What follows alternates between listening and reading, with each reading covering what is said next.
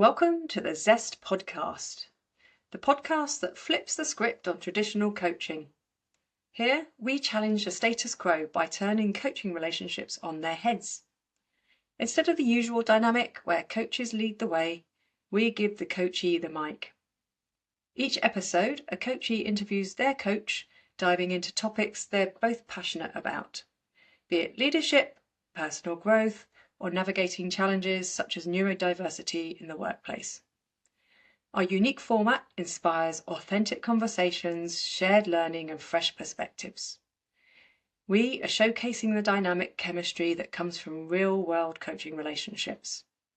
The mission is to disrupt power dynamics, spark curiosity, and offer you inspiring, zesty insights into work, life, and everything in between. So join us as we explore bold ideas, unfiltered stories, and the transformative power of coaching, zesty style. Great. Hi, so I'll quickly introduce myself. My name is Kirsty Scott. I'm Joint Managing Director of Harris Creative, which is a specialist construction marketing agency based here in Leeds. I've worked in marketing for over 15 years now, and one of the people that I've worked with pretty much throughout my career actually is my guest, who is Dr. Joanne Gray. Dr. Joanne Gray holds a doctorate in occupational psychology and is an EMCC accredited coach. Jo specialises in proactivity and motivation at work and is about to publish her first book, which is titled Powering Workplace Proactivity: How to Build a Future-Focused, Change-Oriented Culture. Jo and I first met over 15 years ago, when she was European Sales and Marketing Director at global toy company Tomy, and I was account manager working for Tomy's PR agency. I looked up to you massively back then, Jo, when I was a young account manager. And while we lost touch for a few years there, we reconnected in 2021 when I'd completed an MBO to take over my agency, Harris Creative. I reached out to you to help navigate the shift from being an employee to becoming an employer. You were enormously helpful. So we've known each other for a really long time, and I've enjoyed seeing this latest chapter of your journey. So I wanted to start here and now, if that's okay. Yeah. So you're about to become a published author, as I've just mentioned. You have your first book. It's available to pre-order now, I believe. It is. I know. Can you tell us? Exciting. Can you just tell us how you came to write the book? Yeah. First of all, though, Kirsty, I mean, I'm literally welling up just hearing your intro. It's been such a joy seeing you develop over the years, and lovely that we've had such a lovely professional relationship to date. Mm-hmm. But back to your question.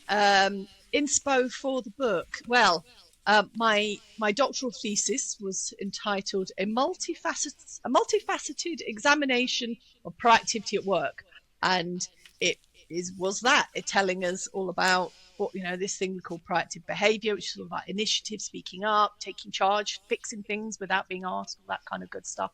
And I was really interested in what some of the pitfalls and consequences were of such a kind of prized behaviour at work, and I also then, as a second study, looked at it through the lens of older workers to see if there was kind of any difference around kind of motivation and values driving proactive behaviour amongst older workers, because a lot of the research was historically conducted amongst kind of early to mid-careerists. So after spending several years trawling through decades of literature, I created this 75,000 page thesis, and at the end of it I came up with this concept called a proactive work design framework, which took all of the lessons from the research and highlighted 9 dimensions using the acronym PROACTIVE to how you create empowering work.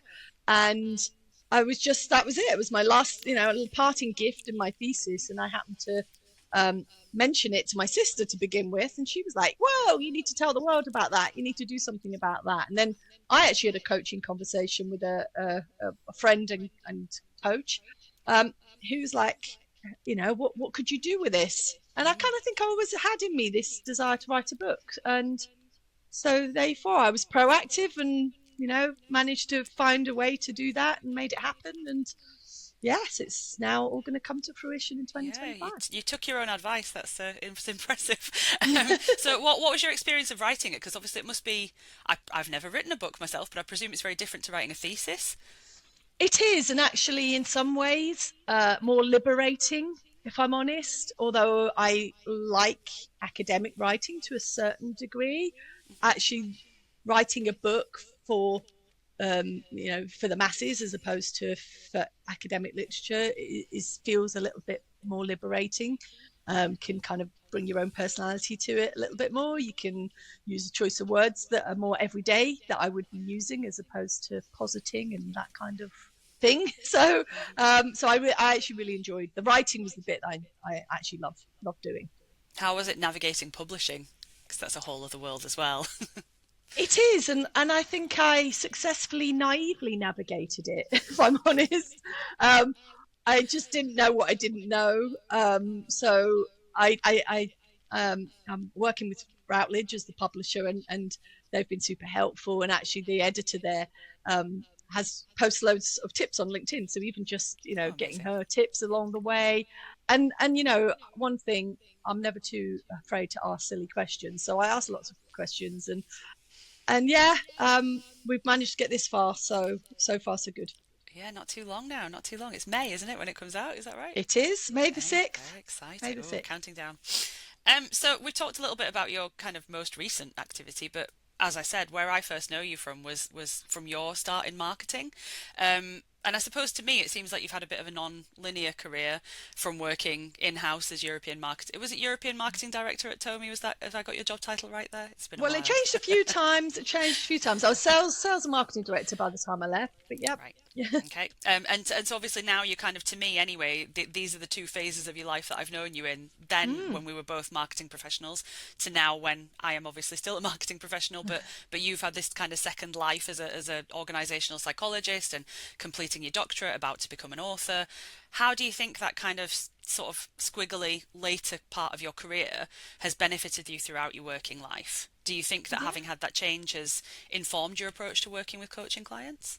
Yeah, I think yes, it's interesting, and it's funny because we talk about kind of linear careers, squiggly careers. I'd say mine was linear as you can get for about 18 years, because it really was. I was in sales and marketing, which are complementary functions, and it was climbing the ladder to finally reach the dizzy heights of senior leadership team. And then it was a pretty courageous step to step away from that and set up my own consultancy, and then obviously go back to uni, start studying again in my 40s, which was exciting, but at times pretty scary. And I went through a really interesting little phase, which was which I now come to know is this kind of, there's a really interesting academic called Herminia Ibarra, and she talks about this concept of liminality. And it's that kind of being in between things, been in a phase, and I think she calls that kind of between phases to describe kind of identity shifts. And I absolutely did have an identity as a marketing professional, sales and marketing professional. And I really wanted to, in my new transition, I really wanted to kind of let go of that. And I remember getting really upset when one of my friends introduced me as a marketeer. I was like, I don't do that anymore. That's not what I do. I was like, really got really silly about it. And I realized it was because actually I was trying to kind of carve out a new identity. And so I went through this little phase of denial of my previous identity. And then I sort of penny dropped. Actually, there's so much commonality. If you work in sales and marketing, we're really curious about human behavior. We're really curious about how people make decisions. We're really curious about how people interact with one another, social psychology, and communication is absolutely at the heart of it all. And I'm kind of like, that's quite similar to what I do now. So actually, I've now invited that former identity back in. And actually now I see it as a real benefit, because when I'm working with clients, one of the things they like is the fact that I can put myself in their shoes. I've worked in corporate life. I've had to face into some of the challenges that they do. So actually now I've come full circle, and I'm embracing the different parts of my identity to where we've got to. Excellent. Thank you for that. I know one of the things that you used to have, a big part of your previous role was this managing teams and obviously overseeing people, and I think that's for me that's a bit of a through line in your career as well, because I know that a lot of our work together and a lot of your work generally is about motivation and team cohesion and creating those positive team environments and working environments that encourage proactivity. But a lot of your own work is now, anyway, is solitary. You don't have that team of people around you and beneath you to kind of support the work that you do. So how do you bring that motivation to your own work, even though you maybe don't have a team of people kind of relying on you in the same way? Yeah, and again, it's quite interesting when I reflect back on, I was really sad to leave my team when I left my last corporate role, and thinking, how's that going to work? But I guess it's where you get your energy from, and whilst I come across when I'm with people as highly extroverted, I'm actually what I would describe as ambivert, which means that I actually also really like spending time on my own and in my own company. I don't know that I've ever heard that. I think I'm a textbook extrovert, so I don't know about ambivert. So yeah, and it's really interesting because, as I said, when people are with me, I know that I would be described as extroverted. Yeah. But I actually get a lot of energy from being on my own, doing work that involves not speaking to anybody, and just, some of my favorite days of the week is when I can just put my cozy clothes on and not speak. And funny enough, my mum and dad, they've talked about when I was young. So when I was really maybe 7 or 8, well, I used to have my friends round and we used to have a lovely time, and then we would get to a certain point and I would just say, okay, thanks, you can go now. And they would just say, you can't do that to people, it's really rude. And I was like, but I've had enough fun, and obviously, so it's obviously something that has been with me. And I know, again, think back to when I was a student, just got to the height of, okay, I've had enough fun, I'm going. And my friends were like, what? So I have always been the kind of person that just gets to a point where the fun's finished, I need to leave. So I think that, and so, and I notice now if I'm doing a lot of coaching or a lot of facilitation work that is really, extrovert at the end of the extroversion scale, I get really tired, and also need to then have a bit of, time to just kind of solitary time. So for me, the work I'm currently doing that incorporates the extremes of both, writing, researching, facilitation, teaching, development work, coaching, that just satisfies my need for extroversion and introversion. Right. And do you ever find the work that you're on your own, you never find it lonely then? You find that you're as happy working in that solitary way, such as on your book, as you are when you're out there with people coaching? Yeah, I think if I get the balance right, and on an average week, if I'm getting a good balance between both, then I'm really happy. If I'm doing too much of one, then I would notice that. Yeah, balance is key to everything, isn't it? I think that exactly. balance and communication. It always comes back to those two things. Yeah. I know for myself, obviously, I had, as I said, that shift from being an employee and having a team of people around me, but also kind of leaders above me within my organisation, to suddenly being the kind of the buck stops with me. I'm at the top of the company, if you like. I do have a business partner, as you know, but it's still a big shift to have accountability, external accountability, to having to kind of generate that on your own. And I know some other new leaders might have also had to rely on external factors for motivation, such as a manager requiring things of you or having to deliver results for a client or something like that. How do you think that people can keep themselves motivated when they don't have those external factors anymore? So, for example, for me, I found that learning is a really big motivator for me, and I think that's the advantage of working in marketing, is that there's always something new, there's always a new way of working, something new to work on, and so seeking out kind of new knowledge and new ways of working really motivates me. But is there anything else that you've found works for other people? Yeah, well, I think you've hit the nail on the head in that, your self-awareness is high. You've identified something that's really important to you. which is learning, growth, development. And that really sits within, if we look at values at work, they sit in four corners.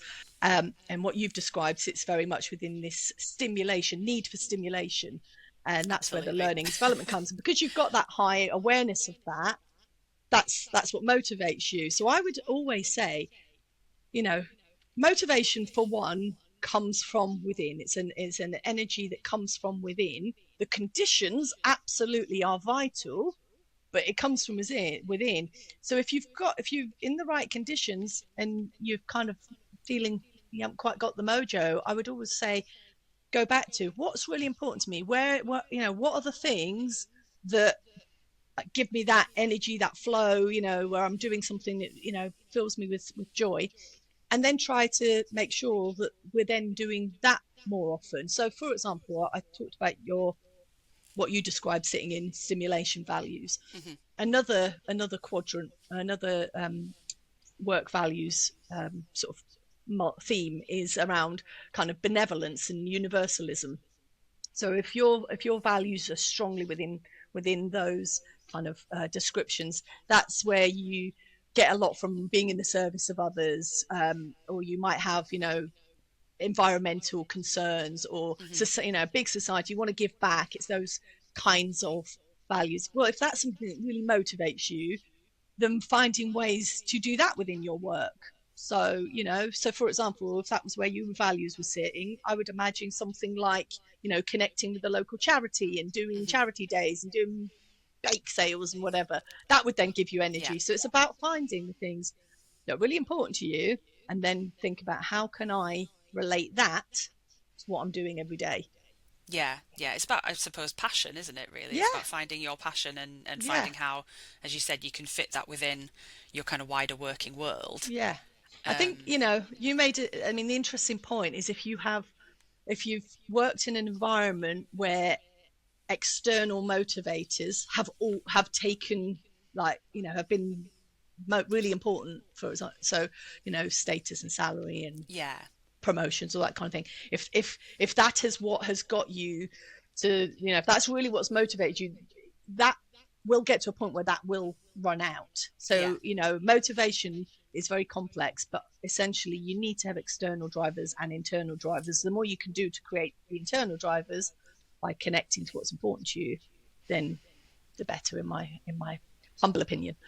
Yeah, no, I think you're right, and I know we've talked as well about finding ways to celebrate small wins and things like that, and finding the room for it's reframing, isn't it? I suppose what you that kind of external validation, and how do you look for that once you are the person who is more expected to provide that validation for other people, I suppose, rather than being on the receiving end of it, maybe I used to be.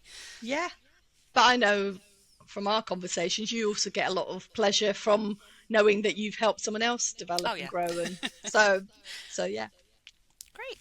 Thank you. And I mean, obviously, I'm from a small business background, but you work with businesses of all sizes, from owner-managed SMEs like mine, to large companies that employ thousands of people. And sometimes then I'm kind of astonished that I'm in the same bag as some of those people. I feel very privileged. But I don't know whether you have a view on what good leadership looks like, regardless of the size of the business or the size of the team. Do you think that there are common factors? So again, this is, it's an interesting question, because everybody has a view. Well, lots of people have views on what good leadership looks like. I used to teach leadership theory on a module at Birkbeck as part of the masters, and honestly, there are so many different leadership frameworks. It's off the scale, and so many are almost seem very similar, and so I don't think there is any one, this is the leadership theory everyone should adhere to, because obviously context is critical. And so the context, the people, the work you're doing, the people who are doing that work, the situations they find themselves in. So the leadership is very context specific. That said, there is a kind of overarching theory called relational leadership, and that recognizes that it is leading is as much as influencing others, and that is about that's a reciprocal approach. Right. We are influenced by people who, we trust, we believe in, we like, so it's all about the Yeah. relationship. That said, obviously there is a whole kind of theory of command and control type leadership where people will do as they're told because they are coerced into doing so. I don't think there's a place for that in 2025. So I'm putting that I don't believe command and control leadership is particularly helpful actually for anyone. Right. So Which is interesting, that's isn't an it? I think that we aside. do see some business leaders talking about that kind of leadership style at the Yes. moment. And I totally agree with you, because I think that it takes the humanity Yes. And out of it, it. And we are, if you are in a leadership position, then you are dealing with people, and dealing with people is your main job. yeah. And yeah, not treating those people as humans. Or, It's not ideal. or treating them like children. This Oh is the God, yeah. thing that, as a very autonomous adult who really values freedom and independence, being treated like a child when you are a fully fledged adult, I find actually just, totally inappropriate. And I had a research participant, and I remember telling you this before, but who talked about when he felt like he was being treated, like a child, and been, not listened to, told to go in the corner and keep quiet. Yeah, he said he behaved like an imp. I And it's remember one you of telling me those, this. Yeah, the impish behaviour. impish That behaviour. really stood out to me. So, if you want people to be engaged, motivated about what they do, and inspired to, give everything, they're not going to do it if you're treating them like a child, and they're No, just not. no, I agree. Do you think that the relational leadership kind of framework model, do you think that that is the polar opposite of the command and control, or is that an Yes. oversimplification? Yeah, I Okay. think, yes. Yes, in that, it recognizes the importance that it's not just all about the leader, it's about the relationships, and it's Hmm. about, that likability, as say reciprocation, it's social exchange. I'm doing something for you because you've done something for me positively. So, and that's how relationships work. Absolutely. I It mean, in requires two-way effort. yeah, yeah, totally. I mean, I've worked in both of those environments in my career. I've worked in places where my manager has been very top down, very much, or I am the decision maker and no one else can get involved in that process. And I tell you what to do and it's your job to do it. Mm. And then when I got away from that environment, I think that it can become quite. It's almost like you're in a bubble when you're under that kind of leadership, and you don't really Mm. understand that it can be different from that. And then when I moved to the agency that I'm at now, then I found that it was really liberating to be Mm. trusted and to be treated as if my opinions mattered. And from day one I felt like that, and obviously that's how it's led to me when I had the opportunity to become the owner of the company, or one of the owners of the company. That's why I wanted to take it, because I wanted to preserve that atmosphere, and that leadership style. And I didn't, I knew that I was really bought into that, and I knew that my business partner Neil was really Mm. bought into that too. And so we were determined to kind of keep that, and I like to think we've done a good job Absolutely. of doing that. And it is about, going back full circle to my book. Hmm. My book is about creating the conditions for people to be able to feel empowered at work, and to Yeah, make decisions without asking, and to feel that they've got some autonomy, and when they do that, they feel valued, they yeah, feel accomplished. There's, pride, joy.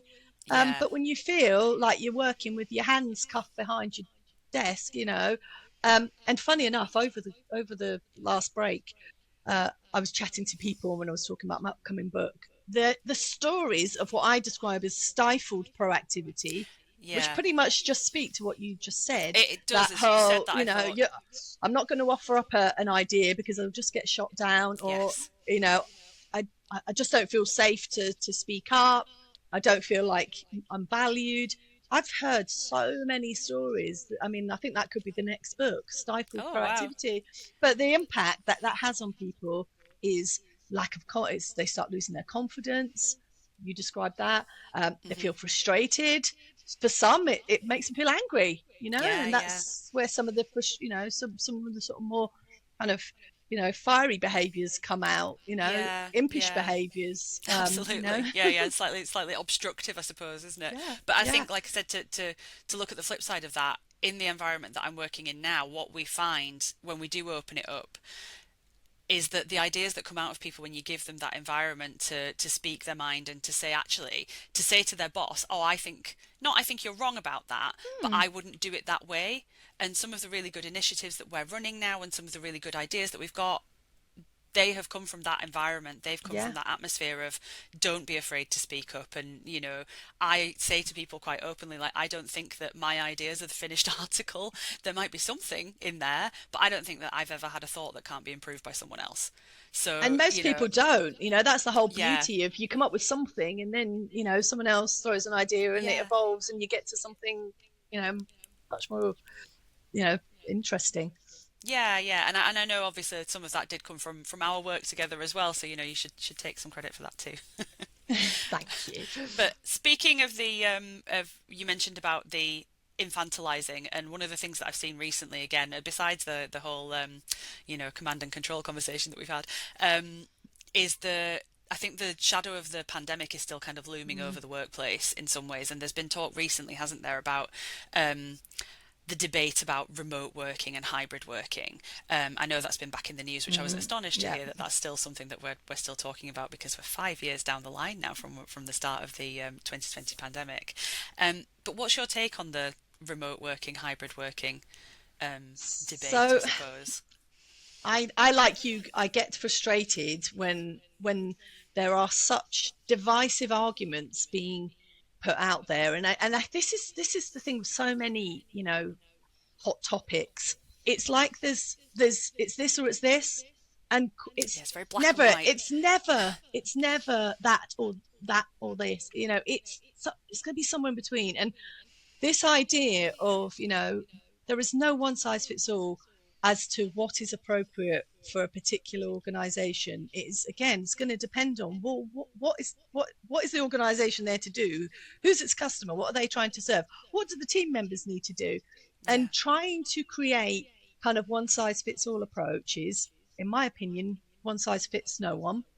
right. We need to find ways. We need to, again, going back to have sensible conversations about what is most appropriate, that balances the needs of the organization, but recognizes the value of flexibility to employees.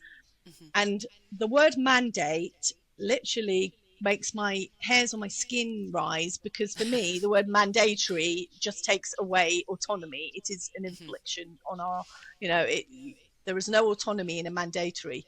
So that for me just speaks of one size fits all and not really understanding human motivation at work. Hmm. So I think there needs to be a lot more thought given to what is right for that organization.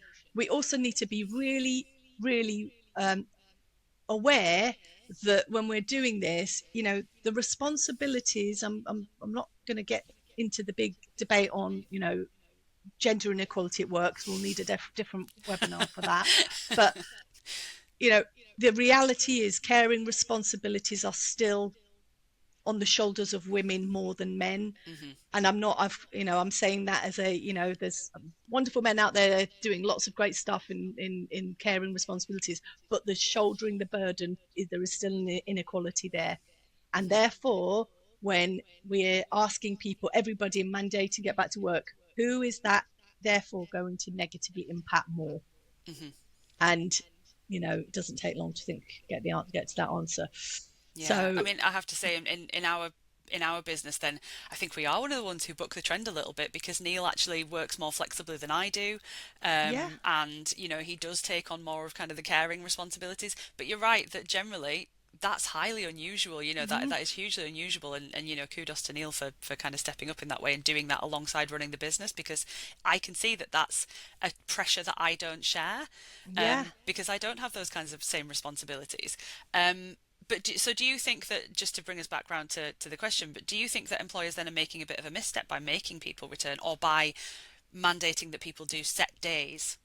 I, Do you I think that's a think misstep? I think the mandating piece is problematic. I think Mm, there needs to be control needs to be given to teams to work out what is most appropriate for that team. And there has to be some really open and honest conversations. It can't be that, I'm an employee and I want to have everything my way. It's all about reciprocation and being reasonable. And, so I do also hear people saying, everyone just is acting so entitled. We've got to be, realize that we're there, as employees, we have responsibility to, deliver. But I think there's balance on, again, comes back to balance on both sides. So I think, but sensible conversations about why we're asking people to come into the office, because if you're inviting people to come into an office to put a pair of headphones on and sit on a computer all day talking to someone online, why are you asking them to come into the office? I also read an article in the week around, because there was an argument that one of the rationales for bringing, mandating people back was linked to creating this kind of two-tier system, because there's lots of jobs that don't, that front line, the NHS, teachers, retail, all of that. Factory workers in our industry, that's a big thing. Like people on the shop floor have to be there. They can't do their job from home. So how do you make that fair is a question. But the question is, you can still bring flexibility. My daughter's school, there's teachers doing job share. So that's a form of flexibility. So flexibility doesn't need to equal I'm working X days at home and I'm working X days at a place of work. It can come in all shapes and forms. It can be compressed hours. So I do 5 days worth of work in 4, and then that means I can get a day off, and that helps with the childcare. So I just think there's possibly not enough creative thinking being applied to the problem, too much one size fits all, and probably a little bit of blindness to actually some of the sort of implications of some of these mandates. Yeah, I think it's thinking of it empathetically, isn't it? And putting yourself in your employee's shoes, because you may think, oh, actually, because I personally prefer being in the office. I'm working from home today, but I tend to do around a day a week from home. Most of the time I'm in the office because that's my preference and I have that option. But for most of the rest of the people that we work with, they prefer to do more days at home and just a day or 2 in the office a week, so it varies from person to person. But I think that there are so many reasons why someone might want that flexibility. And ultimately what matters is that everyone's happy and that the work gets done, that there's no kind of animosity within the team, that people are working well together and the work is being done effectively and to a good standard. And for us personally, we haven't really found that people working remotely has impacted on that. For some people, they don't want to work remotely, and I think that that's important too, is to not lose sight of those people and the reasons they might have. When at the beginning of the pandemic especially, we had people, younger members of our team who were still living at home with their parents, and if you were asking them to work from home, they were working from home with a laptop balanced on their knee on their beds. Yes. And that's not good either. Yeah. So it really it depends on circumstance, doesn't it? It goes back to context again. Yeah. And, you raise an interesting point. Early careerists rely on more experienced workers to develop their skills, to build their own knowledge and skills and awareness. And so it is important that we don't lose sight of that. But again, I don't know necessarily why, bringing people to a particular place on a particular day is going to be the solution to that. But what we shouldn't lose sight of is that we do need to, encourage collaboration across different age ranges and making sure that we're sharing experiences. But I'm not sure coming into the office between these hours and these hours on these days is the solution to that problem. No, I agree. So I just want to talk a little bit about our own coaching experience and our journey kind of as a coach and coachee, because I am one of your coachees, as you know. But one of the reasons that I felt that we worked really well together, and I hope that people watching and listening can tell that we have a really good relationship and that we get on really well. But one of the reasons why I felt like it was very effective for me was because we were so well matched in terms of our personalities and in terms of our values as well. I felt like we were really closely aligned. So do you think I don't want to be kind of naive about this, because it might just be that you're really good at your job and maybe everyone you've ever worked with has felt that way about working with you. But do you think that's important, or is it down to the skill of someone like yourself as a coach to make all of your clients feel that way and feel like, oh, don't we have a brilliant rapport? So I would like to think I get on with most people. And some coaches will tell you they can work with anyone. Personally, I think to get the best out of a coaching relationship, there does need to be chemistry. And actually within the coaching vocabulary, we have what we call chemistry meetings. And that's when you're looking for a coach and you meet up with a couple of coaches to have that meeting, see if there's chemistry there. And they are designed to see if you are going to be able to work well together. And see, we got to skip that stage, Joe, because we got to skip that page. Exactly. But I guess, we had that initial kind of contracting, what we're looking for is this, and it's that kind of two-way meeting to check in, is what you're looking for, and a good match to what I can help with. And I have had situations where I've had chemistry meetings that I have kind of felt, I'm not sure I'm the right person for you. I'll give you an example of one earlier last year with a potential coachee who really wanted the coaching. It's like was perceived as the magic bullet. I've got a few issues and I need a coach who can help me get through this. Check. There wasn't a huge openness to learning. It was much more, I don't want all this fluffy, it was described, I don't want all this fluffy stuff. I just want, very directive coach. And I'm kind of like, well, given how much I value learning and development and growth, the quick fix performance coach probably is more appropriate than me. So that wouldn't have worked for me. I also had a recent example that I felt a little bit sad about, because I started having a conversation with an individual and they had a hang up about some of their early education choices. They'd left school early, didn't have any qualifications, but had worked really hard and had done really well, but had got to a point in their leadership journey that they were starting a bit of the imposter phenomenon was creeping in, because their peers had university degrees, etc., etc. And I really picked up on that hang up with that individual. They mentioned a couple of times, they talked a couple of times about their education, and then they said, and you've got a doctorate. And that made me feel uncomfortable. I mean, to the point that I said, oh, don't ask me to resuscitate you. It's like, I had a bit of humour in, but but it made me feel uncomfortable. And actually, I thought, whilst I know I could have actually done a great job with that person, that hang up it was just there, so maybe I'll be a better coach for them when they've maybe kind of worked through some of that. But so it is important you work with someone who you have that kind of mutual respect and trust with. And that's not going to be everyone. No. So would you, in that case, obviously with that example that you just said about the person with the slight hang up, was the best thing to do in that case mutually agree to walk away, or would you then advise them to seek out someone else, or just it's not right for you at this time? How would you handle that situation? in that particular instance, they were meeting with someone else. Okay.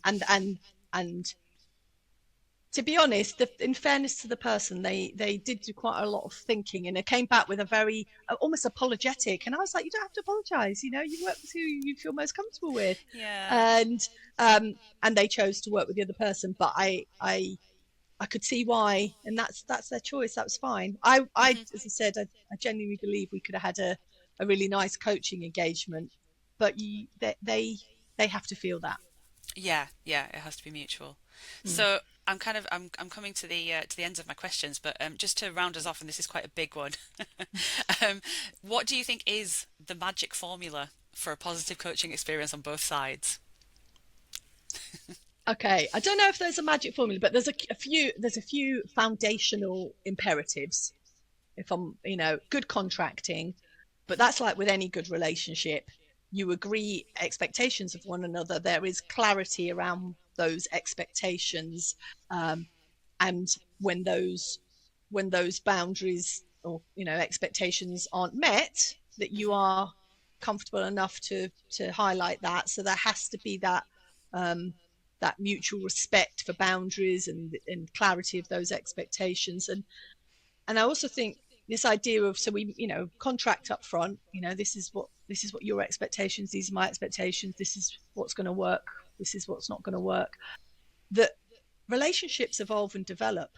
So actually, if you're having a coaching engagement for a period of time with someone, there has to be an openness that actually you may need to just recontract at a certain point as the relationship evolves and develops, just to check in. Are we, are we still aligned on what your needs are, on what your expectations of me are?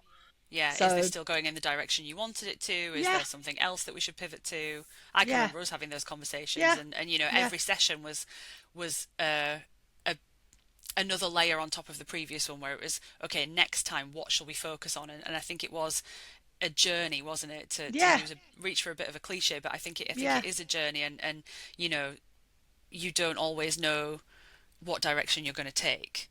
Exactly. And I think allowing that, I mean, I pride myself on not being what I describe, no offense to anyone out there who's coach, conveyor belt coaching. That is not what I do. I like working with coaching clients that, yes, there's a purpose up front, but we'll evolve, we'll develop. So being adaptive. It's responding in the moment, and it's recognizing that this session we're going to need an hour and a half, maybe next time it'll be an hour, so I don't really like that kind of, that you're just on a conveyor belt. I think that power dynamics is something that needs to also be addressed and talked about, and recognizing that, again, going back to, this is two adults in a relationship where one, if you're a coach, you're obviously, that's your work, and the other person is you need to, there is a dynamic there that you need to be mindful of, but it shouldn't be one in which there's power. People, there has to be that you're two adults. It's not trying to help one another in some way. It's not a teacher-student relationship in that way, is it? And again, I think because it was a bit of a change in dynamic for you and I, because you had been my client, and you'd been in a relatively more senior position to me when we worked together the first time around. But actually, I think together then we did, because we were both in different positions by the time we worked together as coach and coachee, then I think that it was very clear that we were working on this together as a team almost, rather than me coming to you and being like, oh, please help me, or please teach me how to do this. That wasn't the dynamic as I experienced it. Well, that's good, because it shouldn't feel like that. And again, it all goes back to mutual trust and respect, which is at the heart of all good coaching. Absolutely. It did make me smile to myself, Jo, as well, when you said that sometimes the sessions will be an hour, sometimes they'll be an hour and a half. I think we overran on every single one of our coaching sessions that we've had. We always had a lot to say to each other. That is very true. Yeah, but no, that's great. So was there anything else that you wanted to add to that final question? Anything else that you think really makes for a positive relationship? But I think that you've covered it there for me. Yeah, I mean, I just, reinforcing the power of coaching, throughout my book, there's 9 different aspects of my model, and several chapters, come to the end, and it's like, so what would you do? And coaching is a key feature. When we are trying to create a more empowered workforce, coaching is a really, really helpful way to give people a sense of empowerment, because it's not about giving them all the answers. It's about helping them find the answers themselves. And so coaching goes hand in hand with powering workplace proactivity. Amazing. Thank you so much. Thank you.